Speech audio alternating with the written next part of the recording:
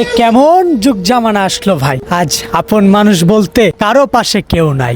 রক্তের আপন মানুষগুলাই আজ হিংসা এবং অহংকার করে আপন আত্মীয়দের করে পর রাখতে যায় পর মানুষের খবর, কারণ তাদের পয়সা এবং ক্ষমতা আছে জবর। হায়রে আমার আপন মানুষ, ভুলে গেলে বোধ হয় সেই সত্যের বাণী, সবার উপরে মানুষ সত্য, এতটুকুই তো আমরা জানি। আপন রক্তের মধ্যে 2 পয়সার সম্পদ নিয়ে কেনই বা করো তোমরা হানাহানি?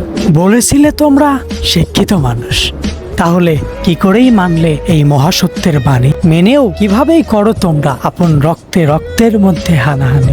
যদি আমরা সত্য সুন্দর ন্যায় অন্যায় মানিয়া বলি কথা, সমাজে কোনো শ্রেণীর একটি মানুষও কখনোই পাবে না তার মনে ব্যথা।